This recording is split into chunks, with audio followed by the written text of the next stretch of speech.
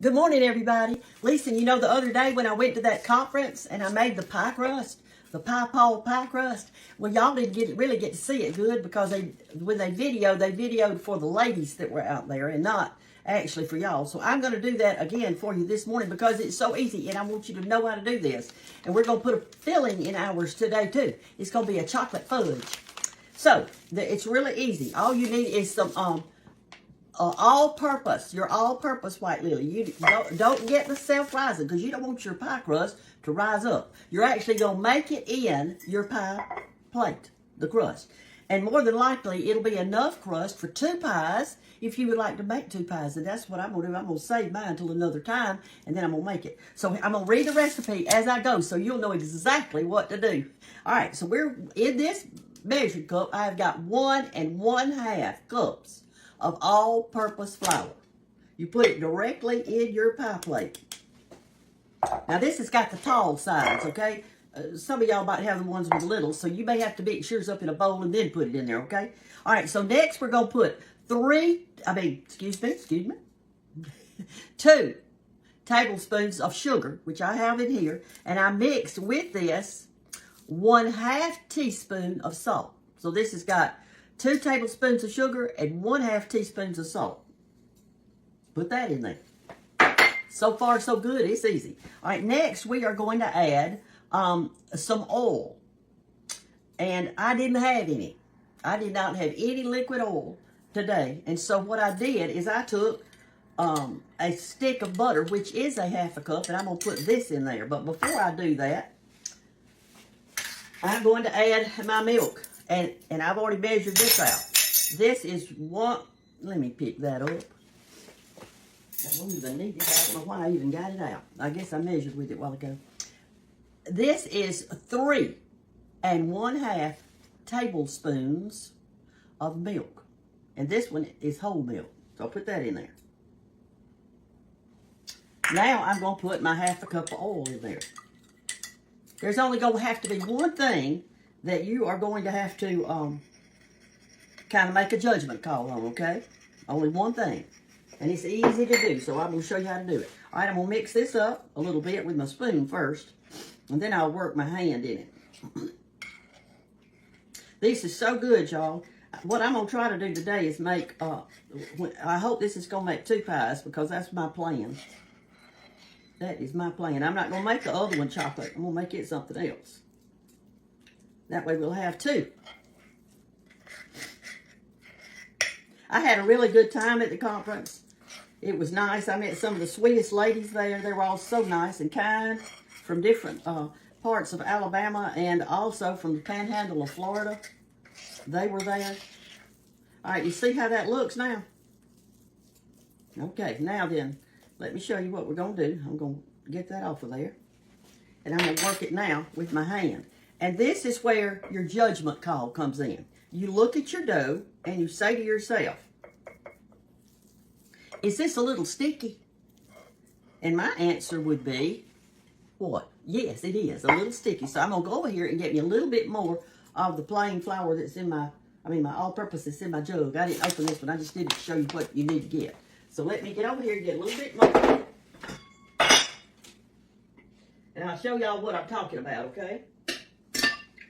You can do this. All right, I've got me just a little bit more, okay? And I'm going to sprinkle just a tad right on top.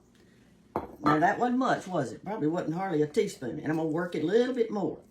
See, I want to get it a little bit on the stiff side, okay? And that's the only time you're going to make a judgment call. It's just that. I think I want a little bit more. Oh, yes, I believe this is going to get it right here. All right. It is damp and cold in Alabama today. And I had some things I wanted to burn outside, but I'm not getting out there today. I'm not burning it. I'm surely not. Okay, but I'm going to put just a little bit more. I want it kind of stiff. All right, that's all it is to it. So here's what I'm going to do now. Get all that extra off the bottom of that. I'm going to divide this dough into 2 things of dough because, like I said, I want to make another one. Y'all see that red spot on my face? somebody at line dancing last night. We practiced because we're going to do a program. And they said, what's wrong with your face? I said, I have no idea. All I know is I can tell you I'm allergic to something outside. All right, so I'm going to divide this in half.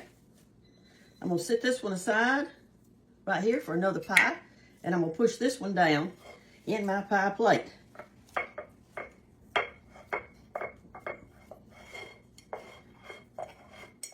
The other day at the conference, they had one of those little clear Pyrex pie plates, which is a nice pie plate. But I'm so used to using these tall sided ones that I had to learn how to use theirs because I didn't carry my own pie plate up there. I just used the kitchen at the hotel. They've got a fine kitchen right there, and they serve some mighty fine food to us too. I mean, they're good cooks in there.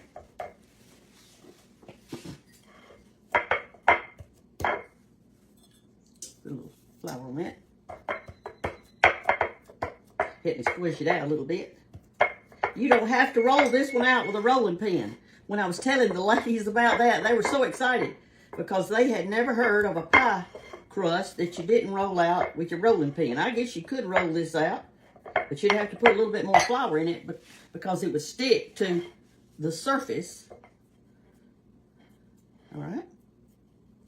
I need some more dough over here. Let me bring some over to this side. I'm going to make this work. I only want 2 pies out of this dough.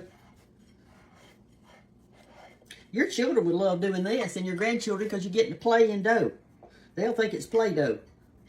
And I guess it is. Edible Play-Doh. Edible Play-Doh. All right. There we go. I think that's good enough. That's about as high up on the side of this plate as one of those smaller pie plates.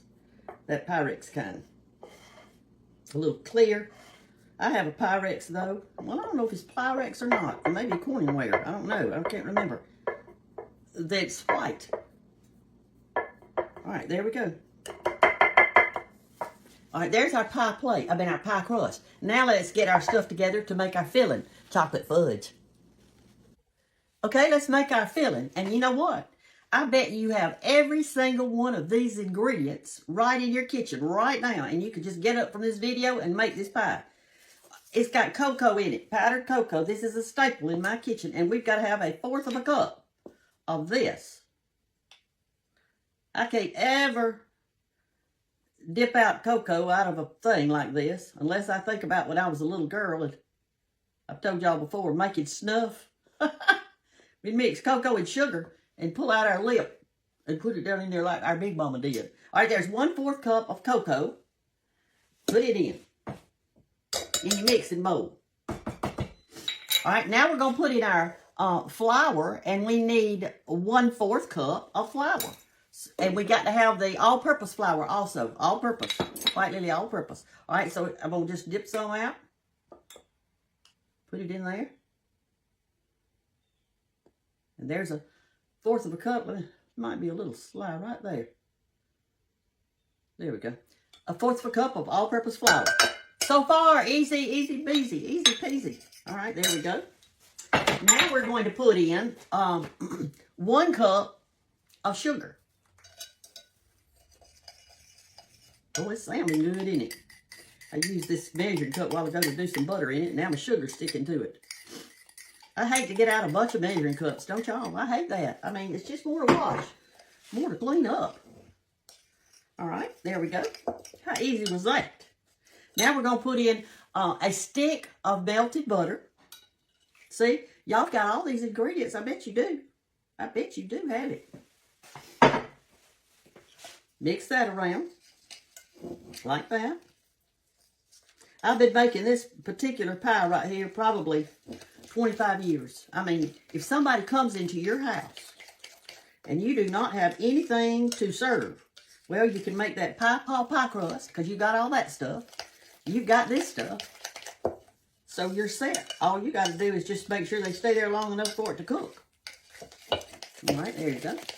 Beat it up real good. Now we're going to take 2 eggs and beat them in a bowl and then put them in there. And I will show y'all these eggs. These are duck eggs. Look at that. This was brought to me. They're kind of green colored. They said that these aren't as big as some duck eggs because they said they have little ducks. They're a different brand, I mean, make or whatever. All right, so I'm going to take this duck egg and crack it in there. Ooh, it looks good. I'll show it to you when I get through. I hate to throw away these pretty shells, don't y'all? They're so pretty.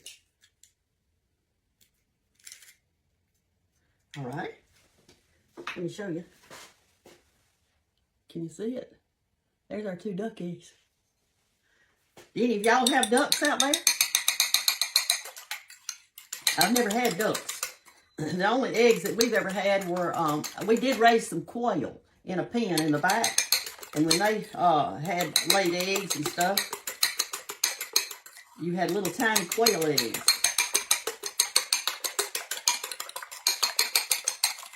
When I was teaching science, I had a student, his name was Kenneth Dorman. And he, we had a science fair or something, and he couldn't think of what he wanted to do. I said, why don't you raise some chicken eggs? I mean, hatch some chickens. I said, I've got an incubator here in the science room that you can use. So we went, and we went to a farmer that had fertile eggs and got him some eggs. And he hatched those eggs. And you know, it's more to it than you think. He had to turn them, I think, every few hours. I'm thinking, I can't remember. It might have been every 6 hours or 4. I don't know, but it was something. You had to turn those eggs. So he marked one side of them. So he went to the incubator. He could turn it to the no mark side and then turn it back. And that's what the mama chicken does. Well, that meant he had to get up in the night and twirl them around too. But honey, when those chickens hatched, he was one happy boy. This was 7th graders. He loved it, and he did a good job. I don't think he's a farmer today, but he should have been. He should have been raising chickens. All right, we got one more ingredient. No, we don't. We like another one. I got to think of some vanilla in there. Let's see. Yeah, I forgot my vanilla. 1 teaspoon of vanilla. 1 teaspoon. Make sure you put your top back on your vanilla. I've knocked one over a bottle one time and lost a whole bunch of vanilla. You don't want to do that. That stuff's expensive. All right, here we go. And the last ingredient is some Priesters. That's going to give you a lot of good crunch in there. And this one happens to be the fancy pieces. If you happen to buy the one that's the whole pieces, chop them up just a little bit. But not too much. You don't want them too fine. All right, let's put a couple of pecans in there. That one fell out. Okay, do that around. Make sure everything's got some chocolate on it. Look at that. Look at that. Look at that good stuff. Whoop. All right, let's get our pie plate. Now, here's something you need to know about this pie crust, which I told the ladies at the conference. You can cook this without anything in it, but you want to punch a few holes in it. And if you do that, I think, let me check my temperature. I think it's 350, but let me just make sure. It's 375. You can cook this on 375 for about 20-25 minutes, and it'll be just a pie crust, and you can put a filling in it then and serve it. But today, my filling has to be cooked. So what I'm going to do is not use my pie crust like the 375. I'm going to use the temperature it says in this particular pie, and it's 325 for 40 to 45 minutes. So what we want to do is cook it like the pie recipe says, and I'm not putting holes in it. When you cook a pie in the oven that's got the filling in it, you don't want to put holes in your crust, because then your pie filling will come through it. Goodness gracious, look how rich. Wow, goodness gracious. Looks so good. It'll be really chewy and delicious, and with those pecans in it, that good homemade crust. I'm going to have to lick this bowl, I think. All right, here we go. Let's spread it out. I've got another story to tell about this particular pie, and it's a special story to me. when my mother got sick, she was really sick, on the verge of dying. I didn't know it at the time, but she was. I was with her. I had spent the night with her. I told George I was going to go spend a few days with Mama. I knew she was sick. So I went. And that night, she said, Brenda, would you cook supper for me tonight, whatever I want? I said, I sure will, Mama. What do you want, darling? She said, I want that chocolate fudge pie. Now, I don't know what else she asked me to fix that night for supper. I can't remember. But I do know this. I fixed this pie for my mama on the last night that she was on this earth. And you talking about special, this pie is special to me. All right, there you go. We're going to pop it in the oven now. Let's go over our temperature at 325 for about 40, 45 minutes. And it's going to be really super good. And you probably have every single one of these ingredients in your kitchen. So just pop it right in there. And we're going to have this for lunch today. Love y'all. Take care and cook you one of these pies. I don't know why I'm telling you bye, because I'm hoping I'm going to be able to show you the pie when it comes out. So we just have to wait on it, 45 minutes. It's right now, it is 9:30 exactly. So at 9:15, that'll be 45 minutes. I mean at 10:15, it's 9:30, so at 10:15, that'll be 45 minutes. I have to remember that. I need to set my timer, don't I? Let me do that. Bye. Okay, y'all, our chocolate fudge pie is hopefully done. I've let it cook for 45 minutes. Let's get it out. We're going to take a look. And there it is. We're going to let it cool just a little bit before we eat it, because we're going to eat it for lunch. It's not quite lunchtime yet. You'll see how it kind of cracks a little bit on the top. That's okay. If your oven doesn't seem to be cooking hard enough, you let it cook 5 more minutes if you want to. But this is going to cool. Now, here's the way we like it. We like it a lot of ways, but when you cut this, you can put different things on top of it or nothing. I like mine with just some black coffee. But you can do like a whipped topping on top of it, or you could do the real whipping cream and beat it in your mixer and put that on top of it. Or you could put vanilla ice cream on top of it. It is really good. So you can get 8 slices out of here. It'll feed 8 people. A dessert that is fine. And you probably have all the ingredients in your kitchen, darling.